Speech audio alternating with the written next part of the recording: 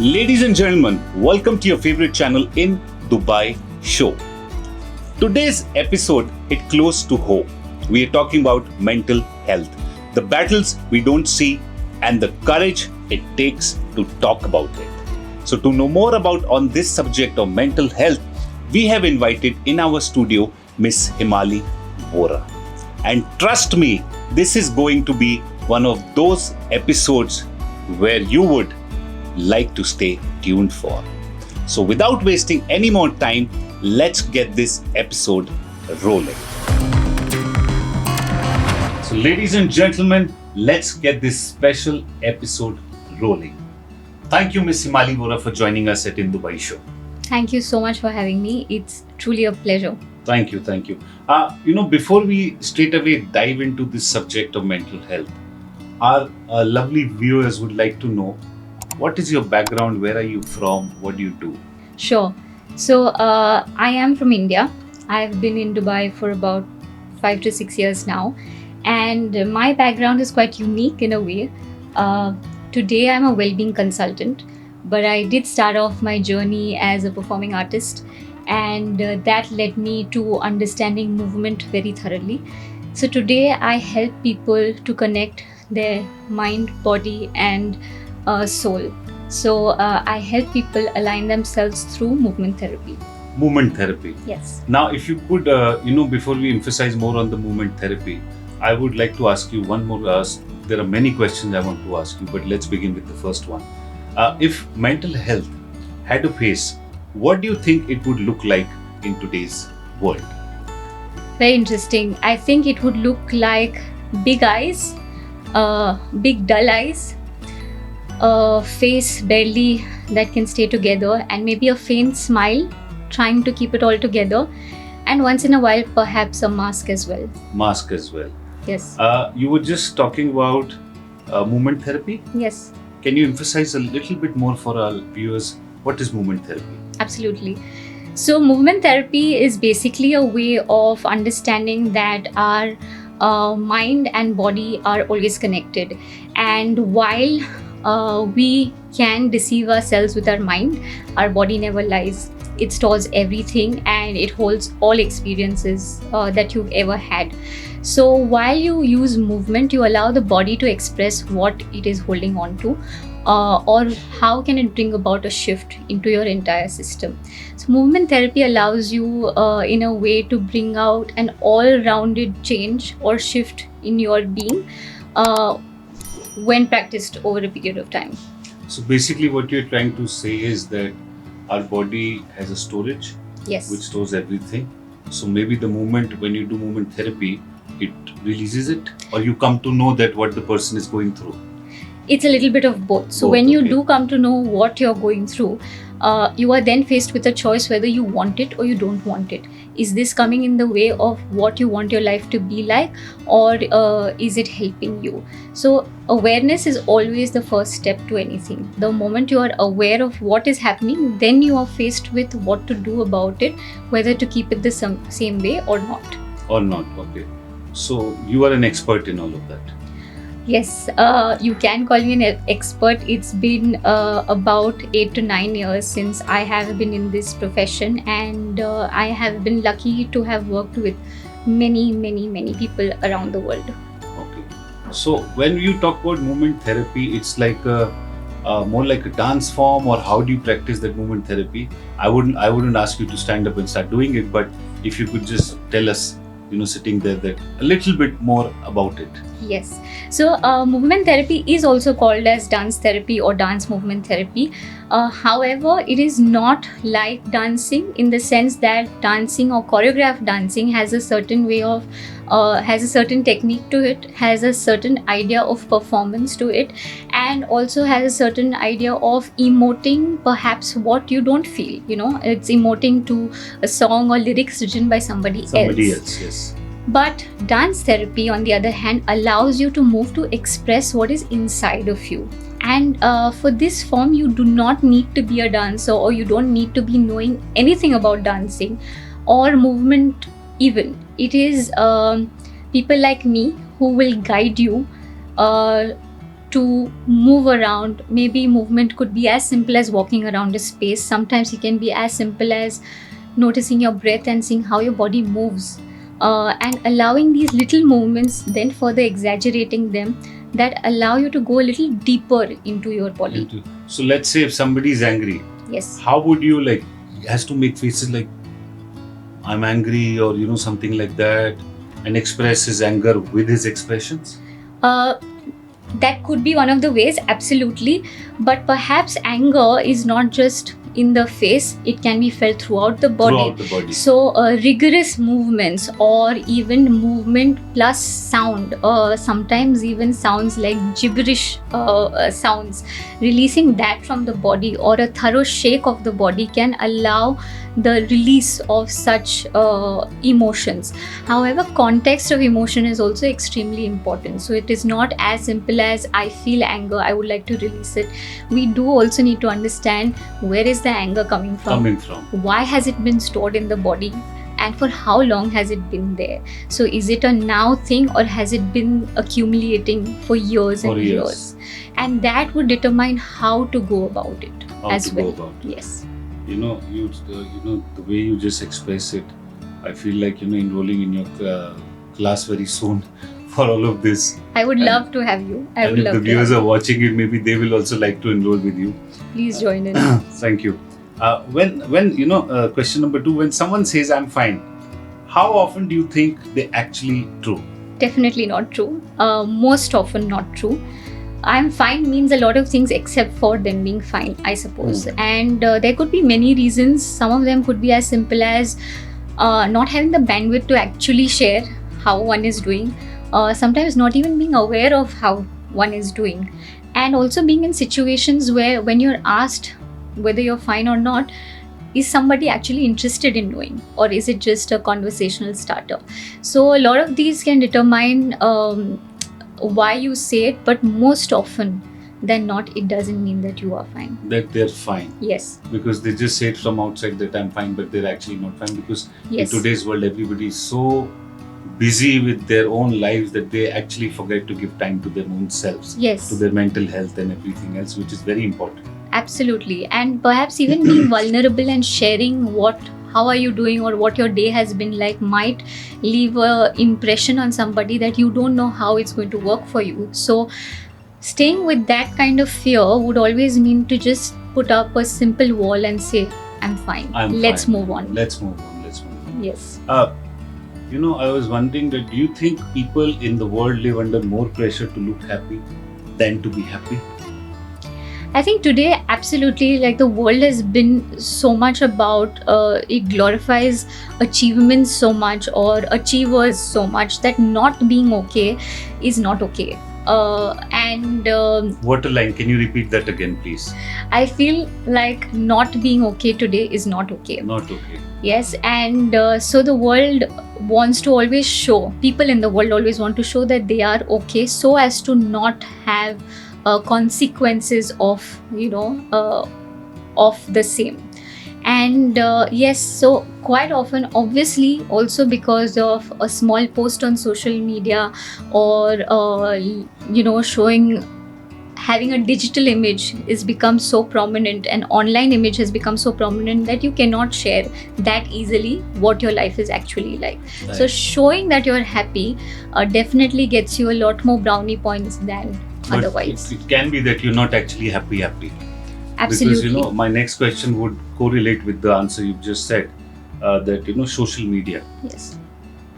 How is social media playing his role into mental health? Like it has become more of social media, how am I looking from outside, how I'm posing, how many followers I have on different apps. People are today's time spending more time on the phone than to connect with people on one-on-one basis. Absolutely. I mean, social media is definitely a double-edged sword. As much as beneficial it is for us, it can be as harmful as well. Today, because of social media, the mental health conversation has also broadened. So in that sense, it has helped us a lot. It has also created a lot of awareness. People also understand that they are not alone. When prominent celebrities and public figures share about their mental health situations or things that they've gone through, you do understand that you're not alone in the journey. So that way it has definitely been helpful. Been a good help, because you can, Yes. people actually can quickly know that, oh, this guy is going through this, or this person is going through this, through the different social media pages you have. So it can connect the dots, but simultaneously it can be also backfire. Absolutely. That's also because the amount of comparison that social media brings, like seeing a little post or a reel or any kind of image of somebody and seeing that, oh, look at their life or how well they're doing. Very often, when you see things from your peers or from your colleagues or people who you've grown up with who have completely different lives, no life is same as the other. But the idea of comparing one's life to the other and in an instant without having a background to it, that is detrimental for sure. Detrimental, yes. There's too much of comparison happening. But simultaneously, I would say, the reach of social media has become so big that it can also help you if the consumption of social media is in your control. It's like, if you consume too much of coffee or too much of sugar, it's bad. I think there should be Moderation. some moderation, some quota being set every month that this person should only use this much of social media, because it can also backfire. Absolutely. And I think that is the onus that each one of us have to take. That it is on us. We are being fed from every direction. Information keeps being sent to us, sometimes true, sometimes not. And the onus is only on us today. There is nobody who wants to take responsibility for what they are showing us. So we have to be that for ourselves. You limit your time, you limit how much time you spend, or then you realize how are you feeling at the end of scrolling through your phone. So to be aware of what that screen time is doing to you, not just while you're on it, but after. Is so essential. So essential. That was a very good point you emphasized on social media. If mental health could be added to school curriculums, what would be the first lesson? I feel the first lesson, a great first lesson, would be emotional literacy, because emotional health is so in tandem with mental health. If we were taught to how to recognize our emotions, how to express our emotions. I mean, imagine if you and me, when we went to school and we were taught probably that anger and rage and sadness are just emotions. They help you understand things versus being shameful of having such feelings inside of you. Today, we would be a different society. We wouldn't be judging people for what they are feeling. We wouldn't be judging ourselves either. Correct. Very true. Because I think we should not... like you said, we should not judge people from outside, or because you never know what they're going inside. Yes. And one has to realize that you have to be kind. You have to be kind to people and give them their space and talk to them. I think, if I could pass on a message from our channel in Dubai Show, I would say talk to people, express, because most of the time people are so busy in their lives that they've stopped expressing. Yes. It's become more like words on social media, whether it's a platform like WhatsApp or Instagram or X, Y, and Z. It's just more of words being expressed, but do you actually mean what you're trying to say is what you're trying to project. Absolutely. So what's one small daily habit that genuinely improves your mental health? There can be so many, but if I were to share from my personal experience a few that I started on when I was going through a rough time, the simplest one is going on a walk in open air. It is a game changer. What a vast surrounding and that openness and having fresh air can do to your systems, being away from your phone for sure. The other habit is definitely journaling, and journaling is not to journal necessarily to read back to yourself, but journaling in terms of just expressing everything that is inside of you, whether it's good, bad, or ugly. What is journaling? If Journaling. You can emphasize a little more, please. Absolutely. So journaling is a way of using a pen and paper or a book. A book is what we call a journal, to write down. It can be as specific as what you're going through, or it can just be a blank space that allows you to completely Fill in. release your inside onto the paper. Onto the paper. Yeah. So basically, what you're trying to say is keep a journal about your self, like make a diary or make something and express in that what you're going through, how was your day. Yes. Time to time, keep filling it, so it reflects your own self on that paper what you have written. Because most of the people have stopped writing on with the pen and paper since technology has become so advanced. Everybody's typing on the keypad or keyboard. Yes, and it's true. I mean, it's not like writing on your phones is not going to help you as well. But some time away from the screen and just looking at a physical pen and paper is also a lot more helpful. So do try that. But of course, if you're on the go, don't shy away from it because you don't have a book and a pen. You can always, bring out your phone or type on your laptop or tablets and get at it. But it is a beautiful habit that allows an emptying of the mind and starting afresh every day. Every day. Excellent. So I think people who are watching our episode, after they finish watching this episode, everybody should go for a walk to release their energy and be calm. Now, very interesting question coming your way, Miss Himali.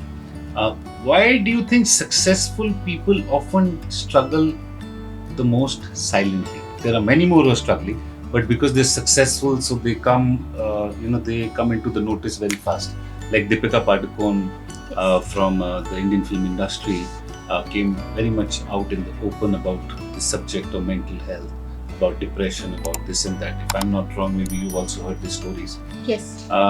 Could you emphasize little on this, please? Actually, it's a very interesting point. What happens is that successful people have also built their success to a point where it's led to an image creation as well.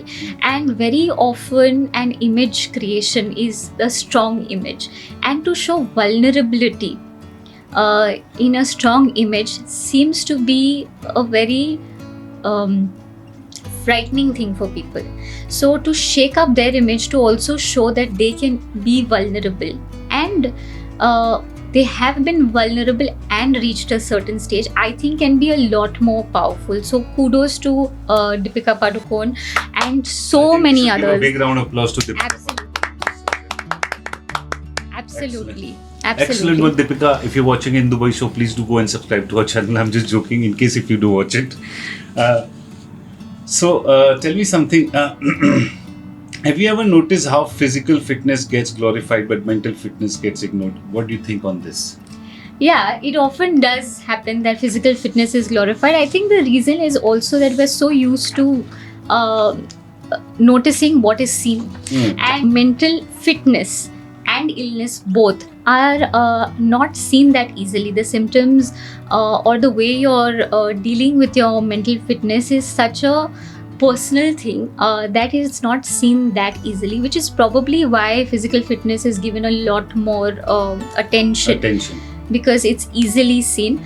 But if we look a little closely, mental fitness is also visible.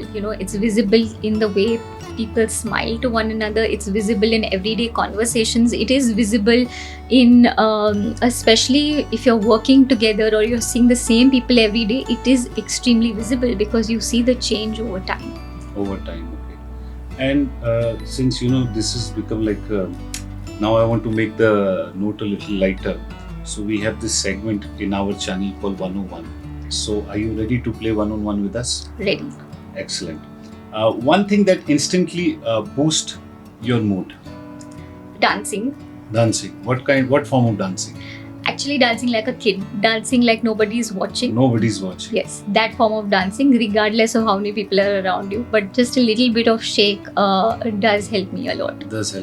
Yes. The funniest self-care ritual you have ever tried? Probably like some kind of face mask that is supposed to also help my health. Okay. Yeah. What kind of face mask is that which helps your health? Because our viewers would like to know also. I am somebody who loves to apply things that I eat on the face. So I am not someone who loves to use a lot of the products in bottles. I love to go to the kitchen and just mix a few things and just apply them to my face. And you also like to taste And it? maybe No? once in a while, yes. Okay, once in a while. So you will probably apply some tomato ketchup and okay. A phrase people should stop saying about mental health. That it is a problem for the privileged. It is a problem for the privileged. So that means it can be a problem for anyone Yes, anyone with a beating heart. with a beating heart. Mental health is a part, your mental body is a part of your body, and mental health is a part of your overall health. So it is not just for the privileged to look at. In fact, thankfully today we have people even going in the urban areas and shining light on what it can do to, everybody at large. If stress was a person, what would you tell it? Stay away from me. Stay away from you. Yes. Why do you say that? To be honest, on a serious note, actually, not on a lighter note, stress is helpful from time to time, but an overbearing stress, definitely not. So I would maintain like an acquaintance kind of a relationship with stress. With stress. Yes. You stay at bay, I have control over you. Yes. Okay. One song that always makes you feel good. One song. Also, if you want to sing, you can. Huh? It'll be a privilege if you sing. If you have a good voice, it'll be a treat. I don't want the listeners to shut off at this moment, No, so trust me. definitely not singing. But there's a sweet little song called "Joy Is the Key," which immediately lightens me up. Or once in a while, listening to some African drums also gets me in a very groovy space. So I love listening to So, those. Joy is the Key is the Yes. name of the song. Yes. Can you give us a couple of lines of that song? I'm just going to say it. The song goes as, I can do it, joy, joy, joy, joy is the key. Yeah. I can do it, joy, joy, joy, joy is the key. Yes. Viewers, I can do it, joy, joy, joy, joy is the key. Amazing line, amazing song. Complete this. Therapy is like? Therapy is like seeing in the mirror. Seeing the mirror, seeing Yes. your reflection in the mirror. Yes. If laughter was a medicine, what's your daily dose?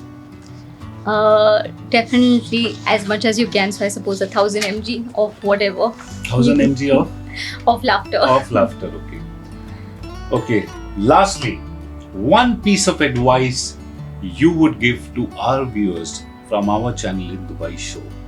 What would that be on mental health?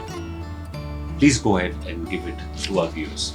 So to the wonderful viewers of the In Dubai show, I would like to tell you all that if and when you're dealing with something, because it is going to happen to everybody, we are living life every day. Firstly, know that you're not alone, that it is something that we all go through from time to time, and there are no shortcuts to feeling good. So one step at a time, take the tiniest step. Just become either aware of your breath, step out of the house, take a walk around, or call a friend. Do something, but know that little steps is going to get you there. So and that mental health is an everyday thing. It's not a once in a while thing. Thank you, Miss Himali Vora, for enlightening us on the subject of mental health. Viewers, what an inspiring conversation with Miss Himali Vora. A reminder that taking care of your mind is just as important as chasing your goals. Stay tuned for more powerful stories like this, and don't forget to like, share and subscribe to your favorite channel in Dubai Show. This is your host Dost Dhruv signing off. Take care and bye-bye. From the skyline to the shore, Dubai's got it all and more. This is the Dubai Show.